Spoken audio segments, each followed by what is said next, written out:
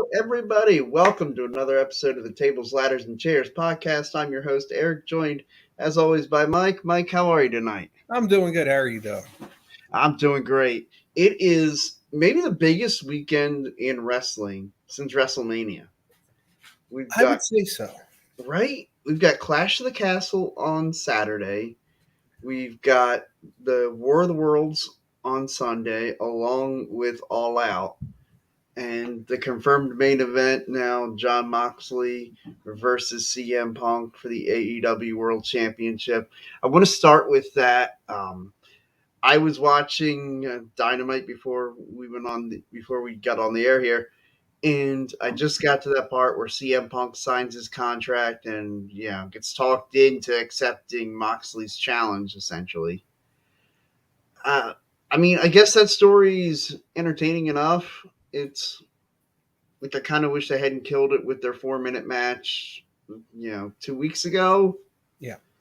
But, I know that's part of creating a bigger story. I guess I'm just never a fan of having two superstars go at it and then try to say, hey, so 2 weeks later, they're going to have the same fight, but we're going to have a different outcome. Yeah. Yeah, that's kind of a little weak on their part. I would have rather either seen them hold off till the pay-per-view instead of having that squash match, or at least have it another challenger and then, I guess, Full Gear is the next pay-per-view. Build it up till then. Yeah, you could have easily built this up till Full Gear. Yep. Yeah, you could have had somebody like an Okada or someone come over from Japan and sign to face Moxley at All Out. I think that would have been entertaining. Yes. Or Will Ospreay, especially if. And I didn't see. I guess the Elite won, I would assume. Yeah. Yeah. So that I'm thinking the Elite one. I'm really beginning to think the Dark Order. They had Preston Vance get injured backstage, so I'm thinking they might have Page team up with Reynolds and Silver, and then they'll face the Elite. Then have them face the Elite. I'm thinking that's where they're going with that title. Yeah, I guess that makes sense. Yeah. So yeah, that would be the trios final. That'll be fun. I really wish WWE would kind of do something like that, a 6-man title. That would be interesting at this point. Yeah, enough talent. Sure. One thing that I was really shaken by WWE this week was the finals of that women's tag team title tournament. Yeah, it was curious. I want to get to that, and we can talk about that now. Raquel Rodriguez and Aaliyah winning the women's tag team titles. I guess I felt like after the long layoff of not knowing what we were going to do with Naomi and Sasha Banks, I would have liked to have had something a little more powerful than those two as win. Right, that's what I was really hoping for when Toxic Attraction won that match. Yeah, I was hoping Toxic Attraction against Io Sky and Dakota Kai, but then injury happened and they threw this huge curveball. Yeah, and I understand some of that's a little bit of moving on the fly, and the old adage, nothing can go wrong when you're live. Exactly. They had to adjust on the fly, and maybe that would have been the finals. Maybe, but they had to adjust everything. Even Natalya and Sonya would have been better, I think, against Io and Dakota. But then we got these, and they won it, which I guess they wanted to throw that curveball. And I get it. Raquel has been a Triple H character since the beginning, and he wants to put the title on one of his people, but I'm kind of thrown off by the situation. And now Aaliyah gets to have it on her resume. She's won a championship now in WWE, and good on her. I remember when she first broke in, and they gave her the name Aaliyah. They they debuted that on Breaking Ground episode on the network. Yeah. And like I remember thinking, like, she'll be gone in 6 months. And here we are, what, 6 years later, and she finally won a championship. She's won a championship. And she also pinned Natty in 3.1 seconds, as she brags about that. I don't get the erratic push of her, and now she's got a championship. So I don't either. It doesn't make a ton of sense. Raquel's awesome. Like, she's a great character, great superstar. I really would, and I mean, maybe this is just meant with the idea that they have a short reign, and then you just propel Raquel Rodriguez to the top of the division. Right. Which she should be in line to challenge Liv Morgan sooner than later. When you look at the SmackDown Women's roster, now supposedly Charlotte rumored might be coming back Saturday, so that might knock her down a peg. I've heard that rumor, but I don't know. Yeah, Charlotte's coming out, I guess, with the golden shovel to bury Liv Morgan's push. Exactly. Yeah.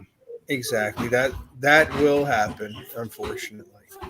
Yeah, it's unfortunate, but I feel like, does it seem to you like they're trying to push as many title reigns as Charlotte Flair so she can tie Ric Flair in short order before she gets the idea of getting married? I know she's married to Andrade now, but then starting a family. I'm thinking that they want her to break Ric Flair's record, which to me, it will seem forced when it happens. It's going to be really forced. Yeah. Because Charlotte, very talented, but she's not her father. She's not a generational superstar in my eyes. No, I mean, she's great, and like, but is she on the level of like a Trish Stratus? Is she on the level of the Fabulous Moolah? Like, I don't think so. Her in-ring work, like, she's good. Like, she has some spots, but like, I wouldn't say it holds up to longevity of either one of those two. No, I think the only woman right now who has the potential for that is Becky Lynch. Yes, I agree. And especially now because how she got over even without Vince's backing. Yeah. I think she's the one who really is the generational superstar for the women's division. To me, she's this generation and this gender's Stone Cold Steve Austin. That's how I feel about her. Yeah. If there was a Mount Rushmore WWE, I think her name has to be in consideration for a lot absolutely. of she's done. Yeah, if you're going to rank the all-time women performers, I think I'd put her right at the top. Yeah. Yeah, I mean, Moolah controversy now has come out about her. Trish was one of my all-time favorite performers. Her and Lita's matches are great. And I throw Becky right up there in that category. I agree. I think those are the three that immediately jump off of me. Moolah, Lita, Trish, and Becky Lynch. Right. So that's four. Yeah. Yeah. Yeah, I agree. So I guess that brings us to the SmackDown Women's title. Liv Morgan and Shayna Baszler. This kind of screams like, okay, Liv beat Ronda Rousey. Now can she beat Ronda Rousey light? Right. Yeah, it kind of screams interference to me. Yeah. With the angle of Ronda still being involved, with the rumor of Charlotte might be coming back, it's really screaming, this is the build up for a tag team match. Yeah. So, well, then I suppose who are the sides? Liv and Charlotte versus Ronda and Shayna. Yeah. Okay. I think they might make Charlotte a face when she comes back. So. And then after the tag match, she, challenges Liv Morgan. Yeah. Okay. Yeah. Now, that makes sense.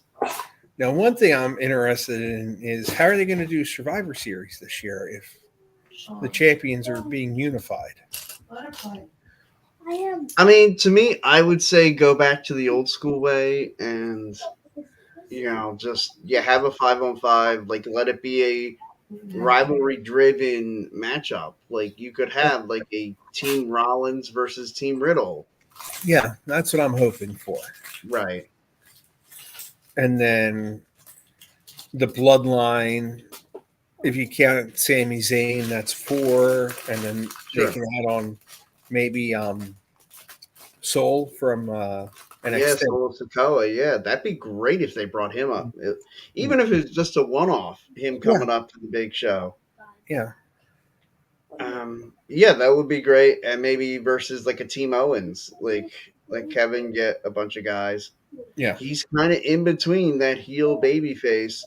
Yeah. He's in that fine line where Yeah.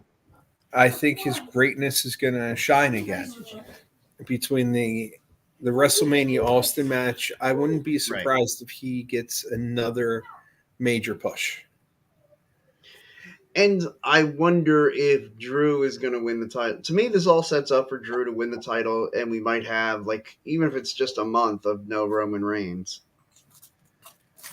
I really, really hope that Drew wins this title. So do I. I'm tired of the Roman Reigns. And then I saw on the app that they're doing a 2-year special on SmackDown. Now, SmackDown obviously was taped, so sure. That to celebrate his 2-year reign as champion, which is a perfect way to now end the 2 years. He's you remember when they did that for Nikki Bella when she's celebrating her 300 days as the Divas champion, and then of course she drops the title day 302 to Charlotte. Yep.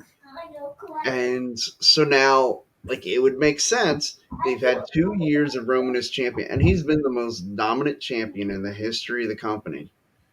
Like, in my mind, this title reign is right there with, like, the Hulk Hogan 5 years, Bob Backlund 5 years, and Bruno Sammartino 7,000 years. Right. But to me, Roman, while it's not the same length of time as any of those reigns, the fact that we're now in such an instant gratification industry where nobody has these lengthy title reigns, where it's all you put the title on a champion so you can get the next guy ready to be champion. Yep. And Roman's been the champion for 2 years. Like, that's pretty special. Yeah, it says a lot, and it says the trust that the company has in Roman, that they would put him in this position for so long when they could have used, I think, Seth in that position for as long as Roman's had it for. But other than that, that's about it, really. Maybe now Drew McIntyre could have a lengthy reign. Yeah. He could. See, the thing is, I look at these last 2 years and I think, okay, if you had one champion, now granted you had the WWE and you had the Universal Championship. If you had just one champion, like, who would justify that? Like, I would think in that amount of time, like, you could have had, like, Roman could have dropped the belt to Edge at WrestleMania 37. Yep. And then Edge could have dropped it to Rollins at, like, say, Money in the Bank. And then, like, Rollins could have carried it a little further. Like, you could have had 5 or 6 different title reigns in that time. Yeah. And instead you only had one. And look, I understand you had the WWE title, which basically they used as, real legitimate, chances for title changes. Because basically once Roman retained at WrestleMania last year at 37, I pretty much knew he was probably going to be champion at 38. Yeah.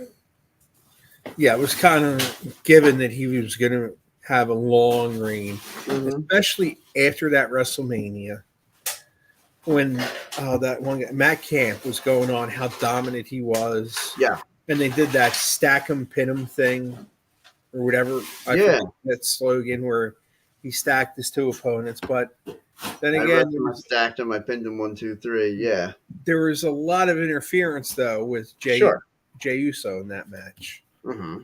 And it really was a 2-on-1-on-1. And I thought it tarnished the image, but they were going on. And after that show, I knew it was going to be a major long reign.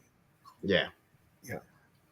So I agree, and I even thought then, like when we went into this past WrestleMania, I knew when it became obvious they were going to unify the belts, like I knew Roman was going to win, yep, and I like to me it was like, okay, are they really setting up for Roman versus The Rock at WrestleMania next year? Which makes sense, but does it have to be for the title? And that's where I think it's okay if he drops the title, disappears, maybe comes back for Survivor Series, and then disappears again, comes back around Royal Rumble time. I'm thinking even enters the Royal Rumble kind of early and is dominant. And I mean, eliminating everybody. And then, late number, out comes The Rock. The Rock comes out, eliminates Roman Reigns, and that sets up Rock versus Roman at WrestleMania. yeah. And if that's what they want, I'm all for it as long as it's not for the title. Yeah. Yeah, And I don't think that those who don't need the title, like no, The I Rock think didn't need the title when he was champion and dropped the belt to John Cena. no. Like to me, Rock versus Cena, like the first time, that was good enough. You didn't need to come back with then making it for the title the next year. Yeah. Yeah, not WrestleMania was cold. Yeah. Yeah. It's funny, the one that I went to, it kind of teetered in between. Like when I got there early afternoon, it was kind of warm. I had a sweatshirt on and I had to take the sweatshirt off and was walking around with it and thinking to myself, like, man, this is going to stink walking around with this all day. And then sun went down, it got cold, and I had it on the rest of the night. Yeah. Yeah, because 29 was Mhm. 9 years ago. Yeah. Yeah, because my wife was pregnant with my son, whose birthday's tomorrow, and we Oh, went. happy birthday. Oh, thank you. He's behind me on the side. Can I come on if you're talking about my birthday? No, we were just saying, and then Mhm. I guess 35 was right before the pandemic. So Right. Yeah, I was at 35, which, man, marathon. yeah. Yeah. Yeah, the night Becky Lynch won. Yep. Yeah, And but I thought I had the original idea. I said to my buddy, I said, hey, so as soon as we see that 3 count, we bolt for the door. He's like, okay. I'm just like, might get a chance to beat some of this traffic out. We did not. I heard it was brutal leaving. It was terrible. So my buddy, like, we took an Uber from this hotel, or I think the hotel had like a shuttle that drove us over and dropped us off. And the guy basically insinuated what his tip should be. Right. And my buddy was just like, dude, I don't want to call this guy again. Like, I Right. don't want to call him. I'm Yeah. like, all right, we'll figure out our ride. Don't worry about it. No big deal. So he tries to hail an Uber, and they've got a line that is just meant for people. I'm like, how do you have a line for people to wait for Ubers when like the Uber is coming for certain people? Right. So basically, after like an hour or two standing there, I look at him like, yo, dude, like you have to call this. Like you have to call the dude. Like I'll tip him if you want. Just call the dude. Yeah. And so that's what we did. The guy picked us up and we got out. And then of course it started raining while we were out in the lot. That was fun. No, that's fun. Yeah. Yeah. It was cold and raining. Not a great, No. not No, a great end to especially WrestleMania. when you were there for 7 hours, was it?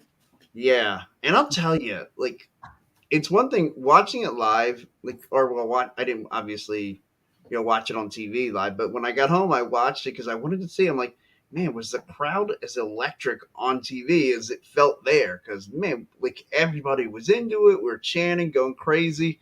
I got the whole "Hey Bailey," thing going up in my section Right. during the women's tag title match. Yep. And like as soon as she walked in, I'm like, dude, I gotta get that chant going. And my buddy's like, dude, you like we're all the way up high, and he's like, we're never gonna get that chant going. And I'm like, I gotta get it going. And so and our section is loud as hell doing it. And I'm thinking, I'm like, oh, this is cool. This has got to sound awesome on TV. I could barely make it now. That's the problem with the open air stadiums. Yeah. You can't. And I think the Link's going to have that too. Yeah, the Link's going to have that, and LA will have that too. Right. So. Yeah, and I am so stoked that they're going to have WrestleMania in Philly. Like, that is one of those things that, like, my wife and I are trying to save up to get a house, but I told her, I'm like, look, like, when WrestleMania comes to Philly, like, this is once in a lifetime. Yeah. Like, I have to go to Especially these. I have to go to all of it. Like my it's- plan is, I'm gonna go to SmackDown the night before. I'm gonna go to, you know, I'm gonna go to both nights of WrestleMania, and I'm gonna go to Raw on Monday. right. Marathon weekend. Yep, it's just gonna be. I'm basically gonna be living down at Lincoln Financial Field and I'm Wells actually Fargo. looking forward towards the WrestleCon aspect too, Yes. because they have all the indie guys coming in. Mm-hmm. That'll be interesting to see where they're going to hold that event. I And imagine Lee, of course. yeah, probably they're going to have to do it there, I think.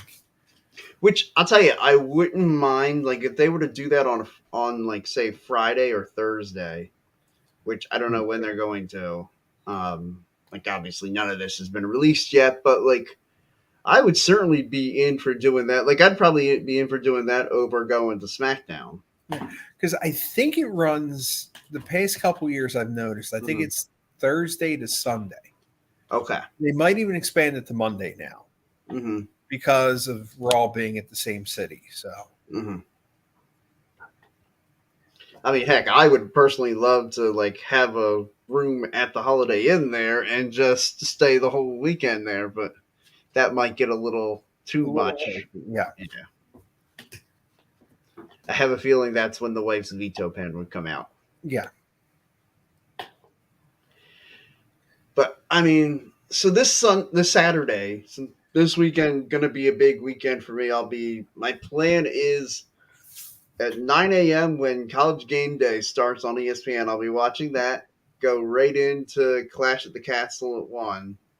Well, I guess I'll watch the pre-show and have college football. I have two TVs in my man cave area here. Okay. I'll have one with college football on, and then I'll have one with Clash at the Castle on. Yes. Sunday, as much as I would love to justify getting All Out, I'm probably not going to do it. That's how I feel. I was talking to one of my friends Mm-hmm. who lives about an hour away. His family's up there, so they could split it. But he goes, "Are you going to watch it?" I said, "I don't justify spending that much money on, honestly, until they announce Punk Moxley again, Right. on a really weak card, I think." Yeah. I mean, Yeah, I don't think that the supporting card is very like last year's was a lot better. Full Gear, I think this past year was a lot better. yeah. I mean, I guess with Adam Page in the Dark Order maybe winning, that might add a little bit of intrigue to the trios title, but like the tag title match, no interest in. Yeah, Swerve in Our Glory. I'm not buying that team. Yeah.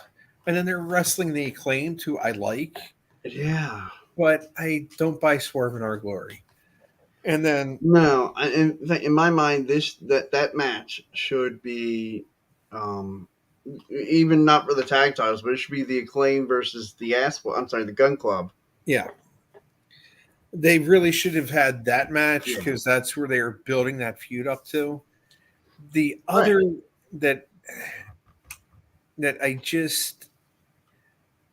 I like the people in the match, but really you're going to waste FTR and Wardlow in a 6-man. Yeah. I mean, you have 3 title belts on FTR. It's a pay-per-view.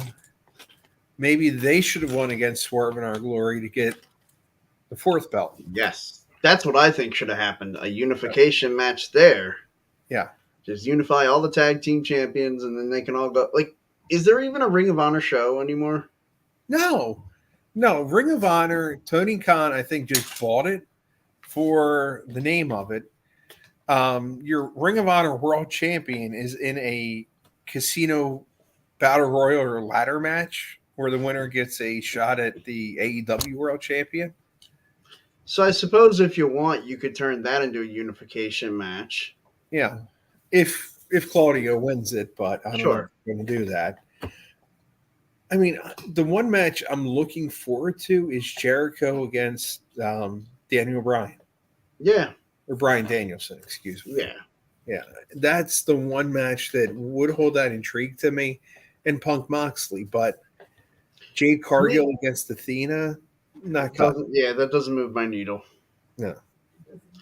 Yeah, there's nothing on there that screams I have to order this. If I really find out that like Bryan Danielson versus Chris Jericho was an absolute banger and that's something that I would like to watch, maybe I'll buy the DVD. Right. Maybe. But yeah, like, I haven't gotten one yet. Like, I loved the old TNA DVDs where they did the 2-packs. Yes, those were fantastic. They were great. Usually for like a fraction of the price of a WWE DVD. Yeah, and to me, right now, I think the best card of the weekend is going to be Worlds Collide. Yeah. Yeah, I wanted to get your thoughts on that. To me, I want to talk about the women's match first. The triple threat: Blair Davenport and Mandy versus what's her name? Miko Satomura. Yeah, Miko Satomura. Thank you. Yeah. To me, Davenport is either there to take the pin or win the championships. She's got to be involved in the finish, whether she's getting the win or she's getting pinned. I'm leaning towards she's going to win. So am I. I'm leaning that way too. Because especially a great way to take the belts off both those two without weakening either one. Right. You don't weaken either one. The other thing is with the NXT Europe, she's got that global appeal being from England, wrestling in the British independents. She's got that global appeal where if they want her to go back and forth, she can.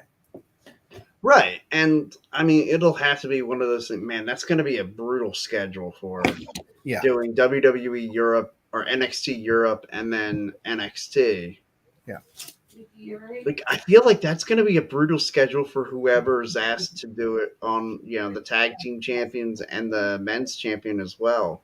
Yeah. Maybe something that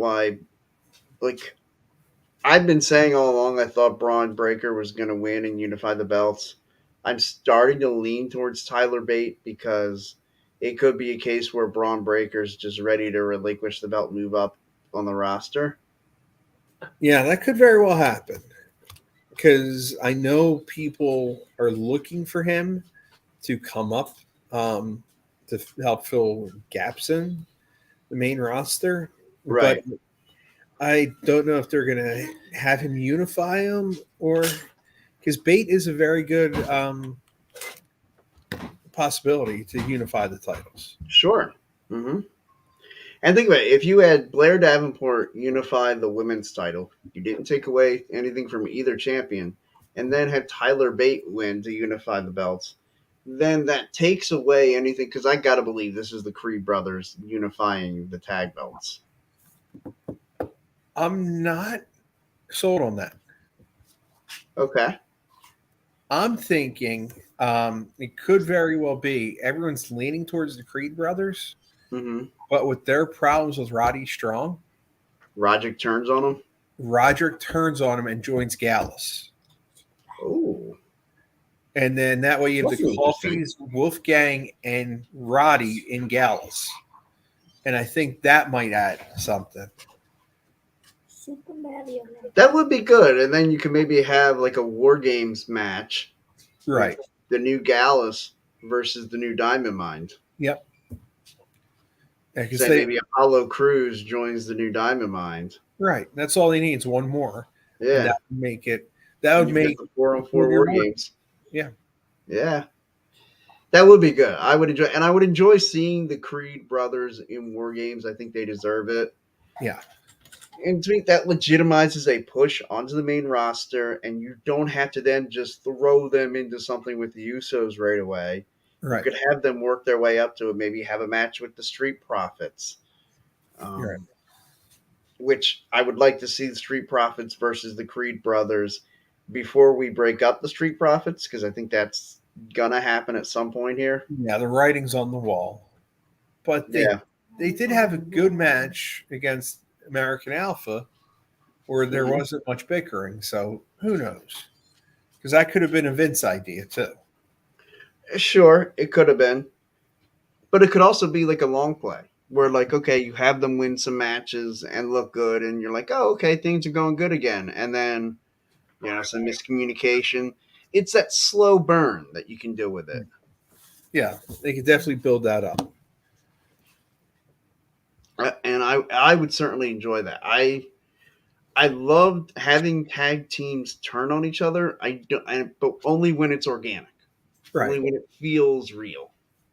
Yeah, when it makes sense, and you're going to take someone and really push them to the next level. Right. Which I think everyone's saying Montez Ford is ready for a singles run. And I agree. Like, Montez Ford is ready for a nice singles run. I would enjoy like teasing it, having it like I know we had the match. Who did he face? Rollins. Rollins, yeah. I was going to say when Rollins challenged one of them and he quickly got down there. Yeah, and they were going to do paper, rock, scissors, and then instead Ford just took off to the ring. The referee, yeah. Yeah. Yeah. And I enjoyed that. I would like to see more of that. Yep. I would love to see Montez Ford in a number of singles matches. Maybe a match with Theory. Maybe a match with I would enjoy Dolph Ziggler. I think he would work well in that role. Yeah. One that I would really like a match with Ford, but he's in NXT now, is Apollo Crews. I would love that match too. Yeah. And the thing is, like, I feel like Crews is one of those guys. You could kind of move him back and forth between NXT and the main roster. Yeah. Like, he's been on NXT for a little bit. Like, if he just showed up at Clash at the Castle and got involved in, like, I don't know, anything, like, I could easily see Apollo Crews versus Drew McIntyre for the WWE Undisputed Universal Championship. Yep. Had to get that one plug in there for that before. Yeah.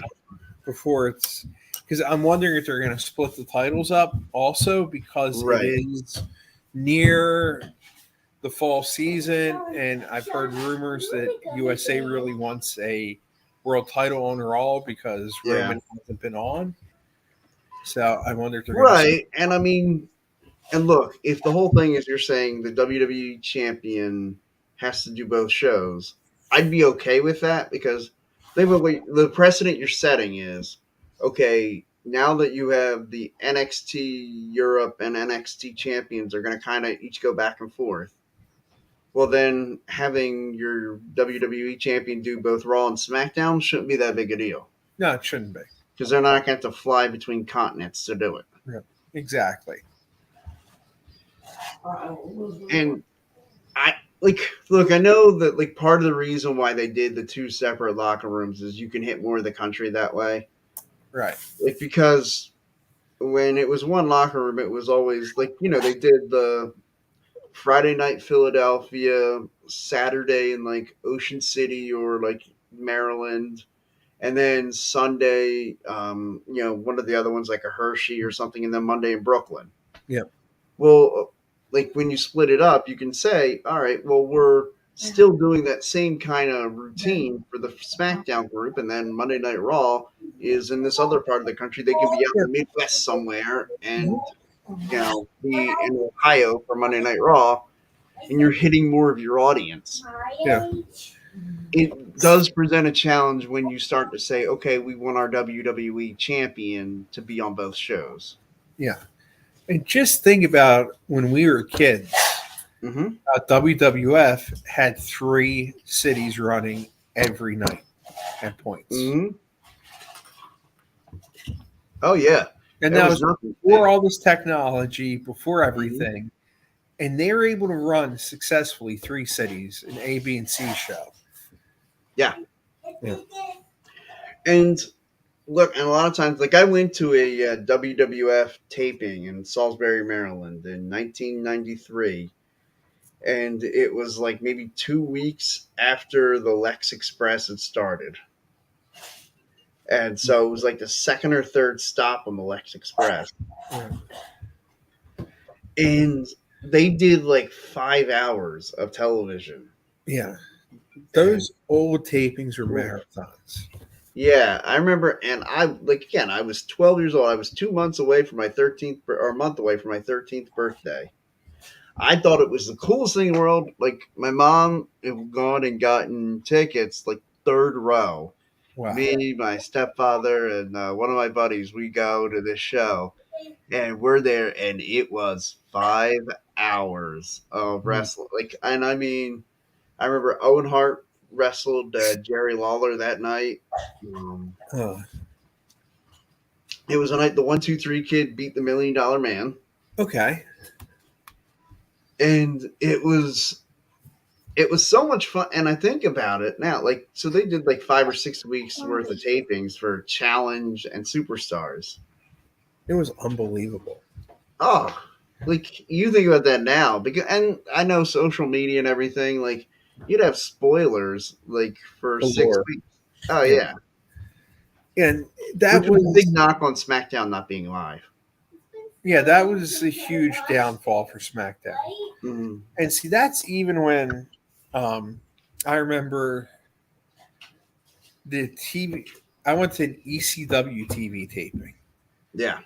at the arena the night after Shane Douglas threw the title down. Oh, that's awesome.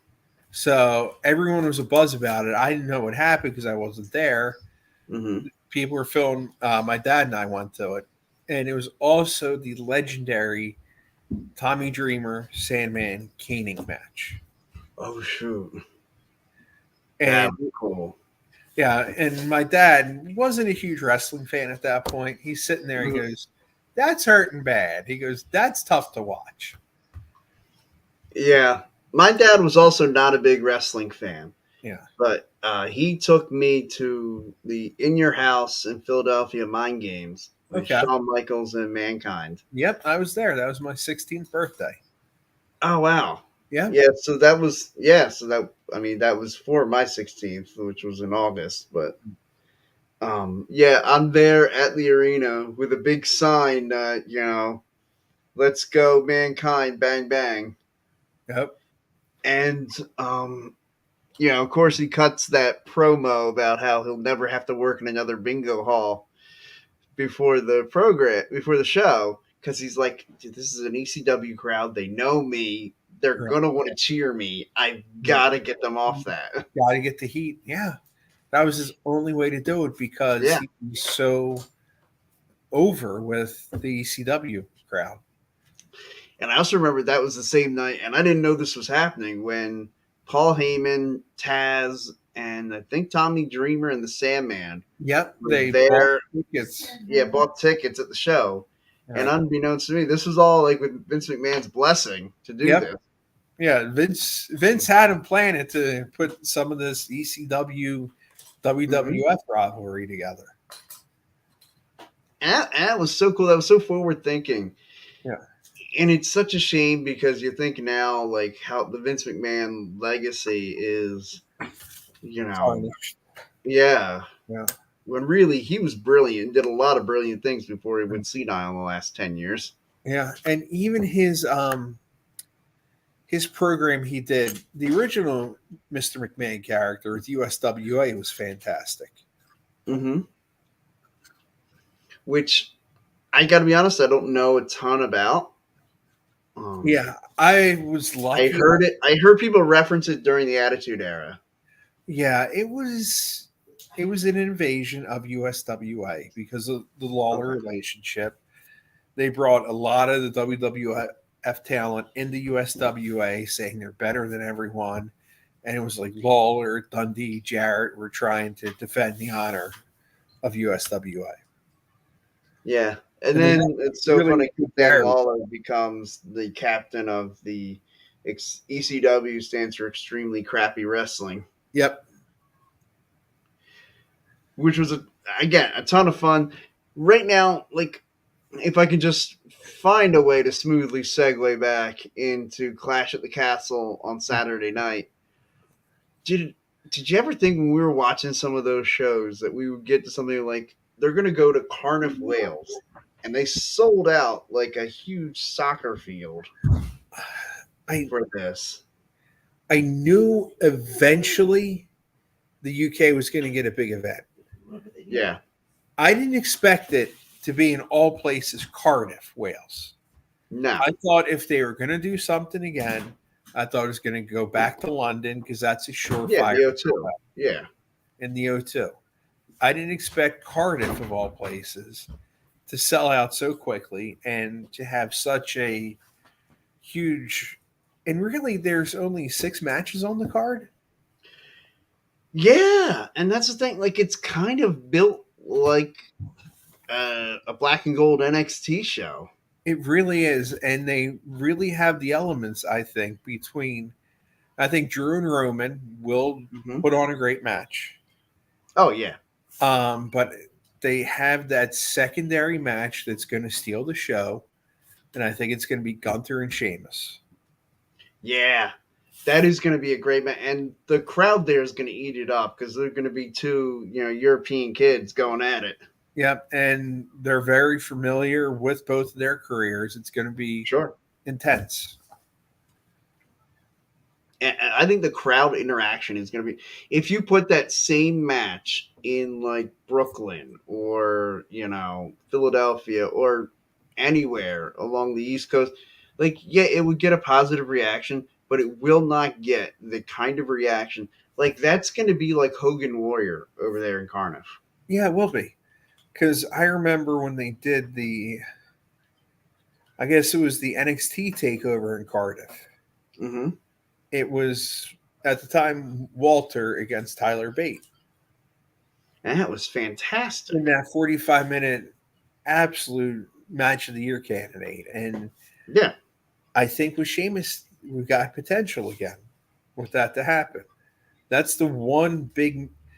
I'm looking forward to Drew against Roman, but I'm really looking forward to that match too. Now, I'll ask you, do you think Sheamus wins the Intercontinental title and completes the Grand Slam? Wouldn't surprise me, but then again, it wouldn't surprise me if they give Gunther a healthy reign with the Intercontinental title. Agreed. I would agree with that. The only way I could justify Gunther losing is if we go Drew versus Gunther for the Undisputed Universal title. Yes. I think that would be a heck of a banger too. Yeah. And I would love for somehow to see then Drew on the same side of Sheamus and have maybe a triple header match. Sheamus and Drew versus the Usos for the tag titles and for the WWE title and for the Intercontinental title. That'd be interesting. And I mean, that would be pretty cool to me. Like, and that's one thing Sheamus hasn't done. He hasn't been a double champion. That's about the only thing Sheamus hasn't done. Yeah, because if you look at it, he's won Money in the Bank, he's won Mhm. King of the Ring, he's won the Royal Rumble. Mm-hmm. He's up every title but the Intercontinental title. Mm-hmm. So this is the one. Yeah, that would be the one thing. Like, we're running out of things for Sheamus to do to be a Hall of Famer. Like, Yeah. in my mind, he already is one. Yeah, I think he will be based upon who's been put in the Well, past yeah, few like years. Coco Beware is the Hall of Famer. If Coco Beware is a Hall of Famer, Sheamus is definitely a Hall of Famer. Oh yeah. If the Bush, I'll take that back before I say it.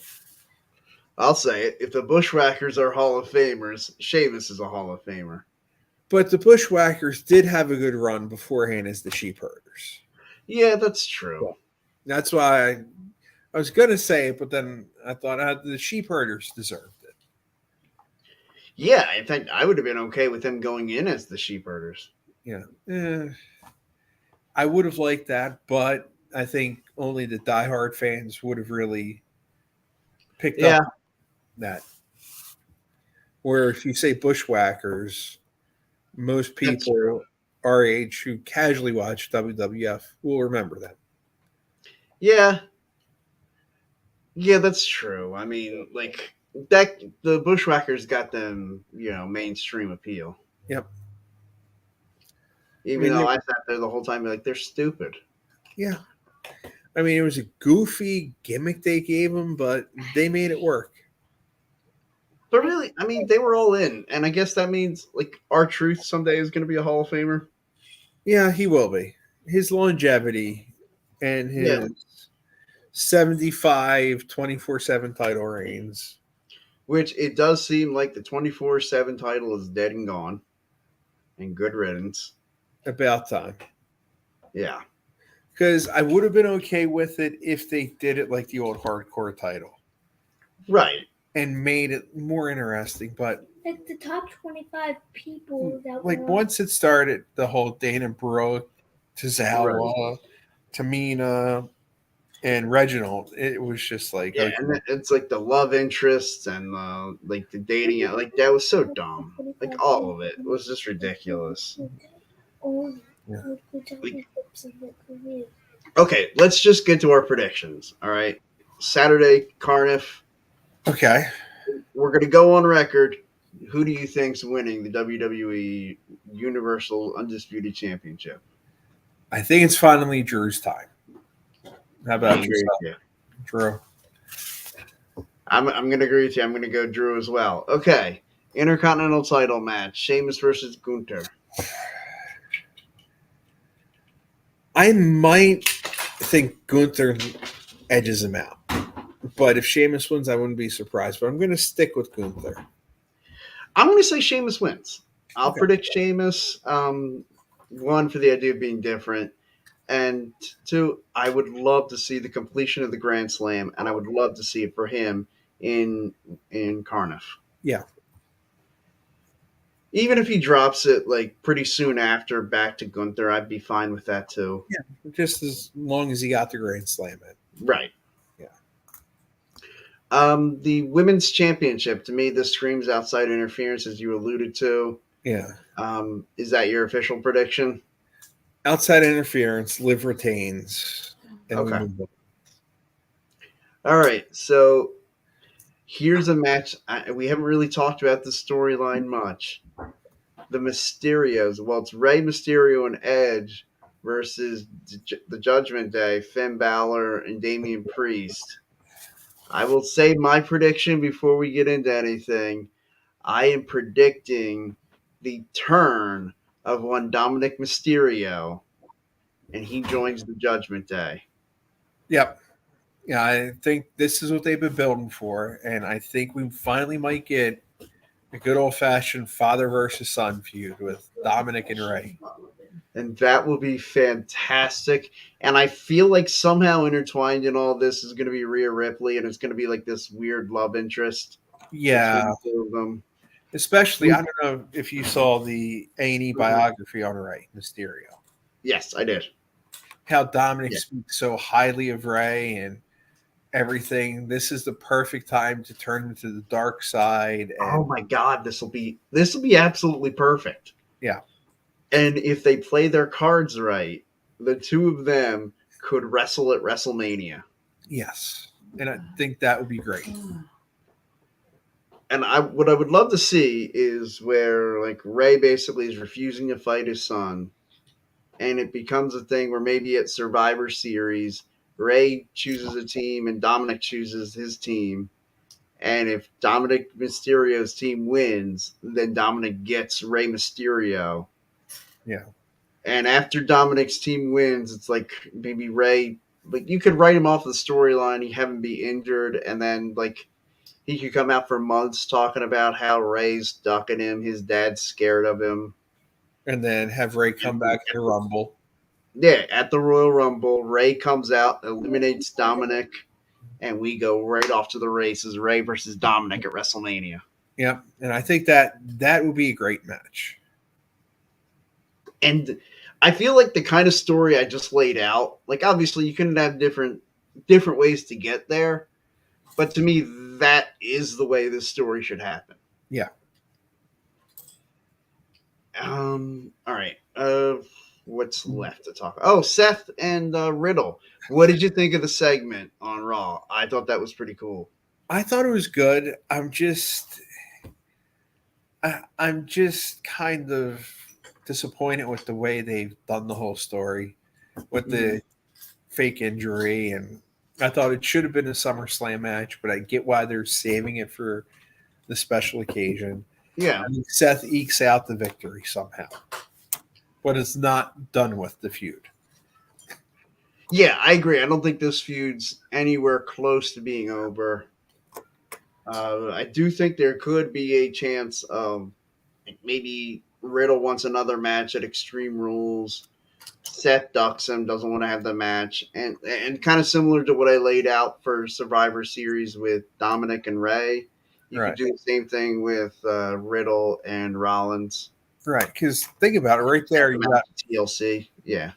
right there. You got almost the whole 10-man match. If you put if Dominic goes to Judgment Day, 3 members of Judgment Day, and Rollins, Yeah. and Riddle, Edge, Mysterio. Right there, you've almost got the whole match. I mean, you could probably, if Randy's able to come back, like Randy could be that 4th guy. Hopefully, he could be. And then it becomes a matter of, do you want it to be a 5-on-5? Because I know different Survivor Series, they've done different things. 4-on-4s, yeah. Yeah, you could do 4-on-4 or 5-on-5. I'm fine with either one. That's I know how for a long time I preferred 5-on-5, but like I think when it's done right, 4-on-4 can be just as good as 5-on-5. Yep. And then the women's 6-man tag match. Yeah. Which is an interesting thrown together match. Yeah. It's kind of curious that, like, I would have thought this would have been the match on Raw, and like the women's tag team title match should have been between the two of them at the Clash of Castle. Yeah. But I think Bayley's team is going to win.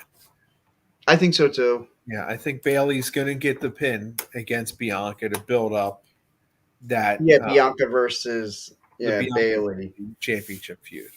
Yeah, and I would imagine that match should happen at Extreme Rules. Yep.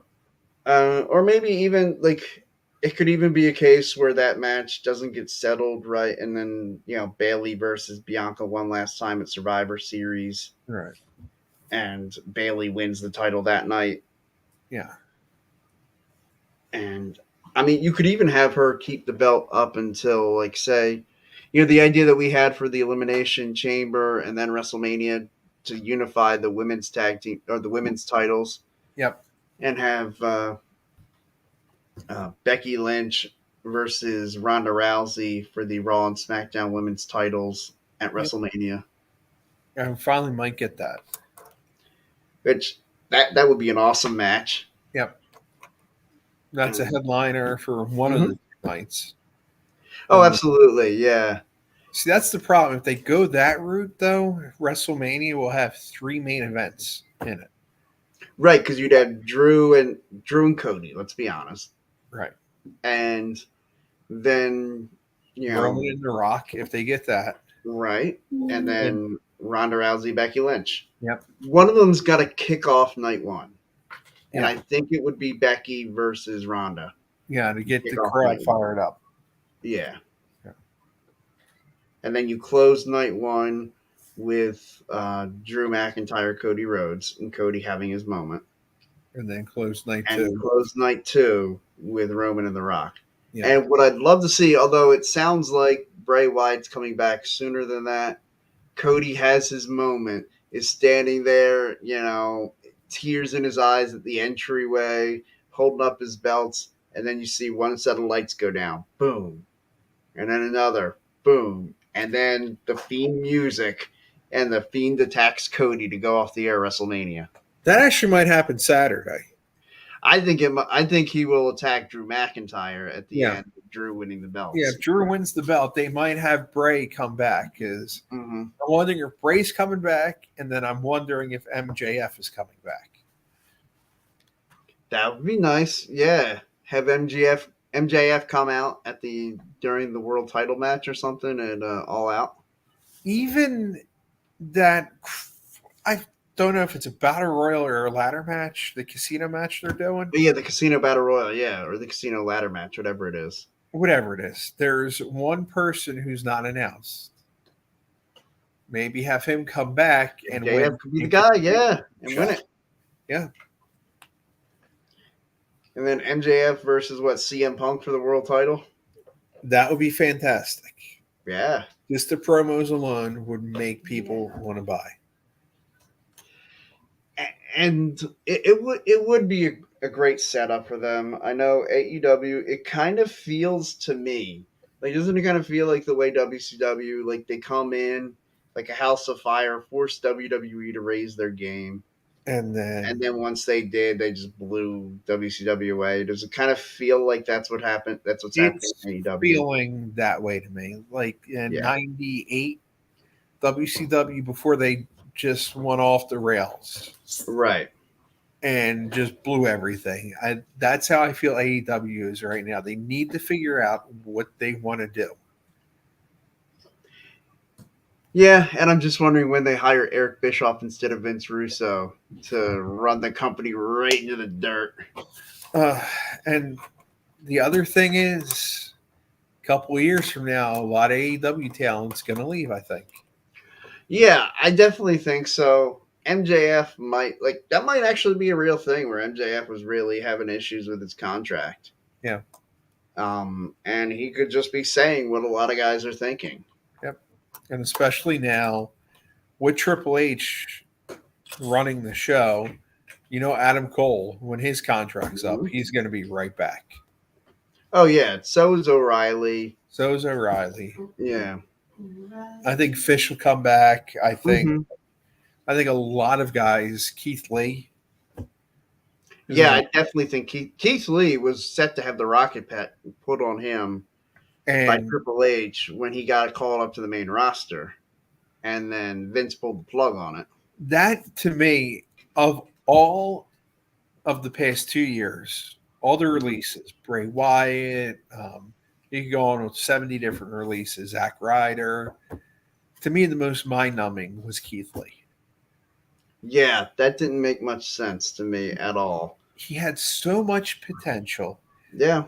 He can move like no one I've seen since Bam Bam Bigelow Right. with his size, and he's wonderful on the microphone. When I first saw Keith Lee, I thought, like, there's not much for me to identify with.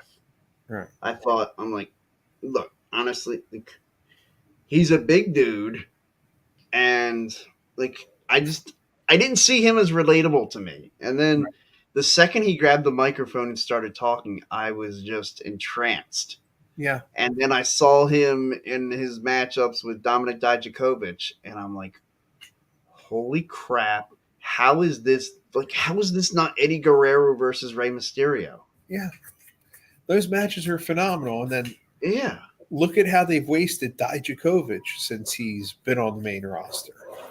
And I I'm think really hoping that we're going to see a run of Dominic Dijakovic on the main roster. Like, they separated Mason T-Bar, and like, I'm hoping that Dijakovic comes back as Dijakovic, and becomes dominant. Yeah, I think so. And hopefully this Massey and Mansoir or whatever. Oh, like, I'm hoping this is all a Vince idea that they're just letting run its course, and then it'll be gone. I'm hoping so. Even though I like Max Dupree, I like them better though as LA Knight, as Eli Drake. Yeah. I think what they really should do is take Max Dupree and use the Eli Drake with the dummies gimmick. I agree with that. And to me, this calls everyone dummies again. That's what they need to do. Fantastic. He needs to be that type of heel. I agree with you. Like, when he was working best was when he was working as that dummy heel. Yeah. Like, and to me, I feel like this Max Dupree character is a test for him. Like, hey, look, man, anybody can knock out being Stone Cold Steve Austin, drink beer, stun your boss, and be the top babyface. Yep. How can you produce as the leader of a male model corporation? Oh, God. If you can knock that out of the park, then you can knock out any gimmick, and you're trusted. You're a top guy. Yeah. I mean, that's an awful, awful gimmick that they put together with them. Like I'm telling you, like if they said to Stone Cold Steve Austin, "You've got to be a male model," I don't think he could have pulled it off. No, I mean he struggled with the ringmaster gimmick. Yeah. Yeah. All right. I think that's gonna do it for tonight's show. Anything you want to add before we get out of here? No, I'm looking forward to an exciting weekend of a lot to watch and a lot to see what's going to happen. Yeah, I basically told my wife, I said, let's watch a movie together on Friday night and let's enjoy that time together. Because then Saturday, my life will be consumed by wrestling and college football. Yes. And maybe I'll surface for a little bit on Sunday before I watch Worlds Collide. Yeah. No, that's the one I'm really looking forward to. Yeah, I agree with you. It's got a really, really good black and gold NXT feel. Yeah, it really does feel like an NXT feel. Yeah, and the fact that they brought Doudrop, Nikki ASH, and Ricochet back for this event is pretty good. Okay, I'm going to have to put this quote up here I got from Art Mace. Ain't nobody can knock out Stone Cold Steve Austin. He'll give you all free since he's a full ghost. Okay. Drink 3 Steve Weiser. Okay, I'm assuming you mean Steve Weisers. Right. Nice. At the same time. Okay, well, all right. Greetings, Northfield, Ohio. I'm hoping their education system's a little better out there than you would present, but just kidding. I just like to poke fun. Don't worry about it, Art. Yeah, thanks for the comment. Yes, Stone Cold was the man, and yes, he would knock any one of us out, drink 3 Steve Weisers, flip us all the bird, and I would somehow cheer him on his way out, on his way after he stunned me. Yep. Everybody, yeah, have a great night. Thanks for enjoy wrestling this weekend. This is going to be a fun weekend. Grab you some Steve Weiser, sit on your couch, and watch some great wrestling.